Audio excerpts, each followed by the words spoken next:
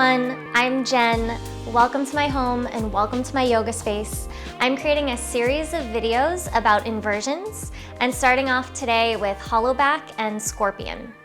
Hollowback and Scorpion are shapes commonly applied to inversions like handstand and forearmstand, and they're both backbends. But the similarities between the two kind of end there. So let's talk about the differences between these two poses. First off, there's a major difference in the shoulders.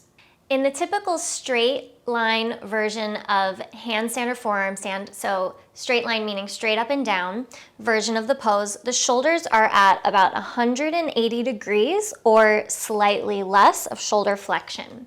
Shoulder flexion just refers to the arms being in an overhead position. I'm going to be showing you the Hollowback and Scorpion shapes today in forearm stand. So we're working with a bent elbow or flexed elbow rather than an extended elbow, but we are still talking about this same thing as far as shoulder flexion, arm overhead position.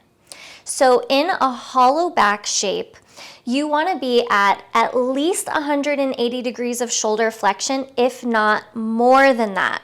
Now you'll see in Scorpion that the arms are not really overhead at all. They're almost in front of the chest, not quite at 90 degrees like a plank, but a little bit more than that, maybe 130 degrees or so.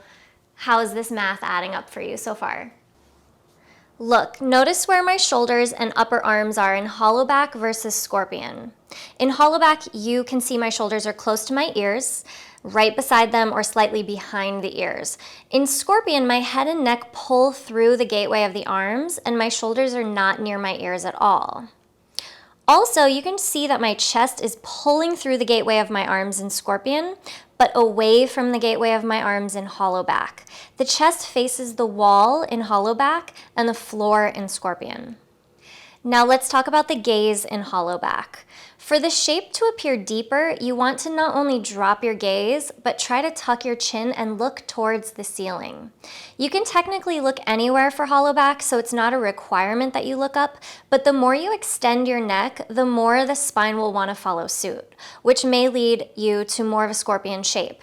In Scorpion, you look forward, extending your neck, and the rest of the spine follows. Next, check out where the back bend is the most distinct in these two poses.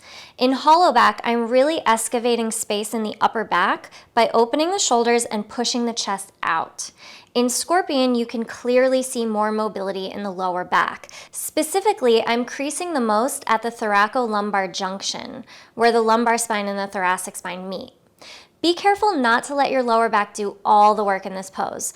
Don't just sink into the pose by compressing your lower back. Engage your hamstrings to pull your feet to your head, continue to pull your chest through, and build strength in the upper body by pressing the arms firmly into the floor. Lastly, let's talk about hips and legs. In Scorpion, your legs have to go overhead to find the shape. The legs can be bent or straight. It's the same shape regardless. This shape resembles a scorpion ready to strike. It's a good idea to work on strengthening your hamstrings and glutes to help bring the legs over, and you'll want to stretch out your hip flexors to help you move into the pose more easily. What Hollowback really comes down to is the carving out of the upper back. We talked about pushing the chest out and opening up the shoulders. Those actions paired with dropping your butt over with the help of gravity is exactly what gives you the Hollowback shape. It's all about finding that counterbalance. You can do any leg pose, but my favorite is a tuck position or a straddle. These positions lower your center of gravity, making it easier to balance.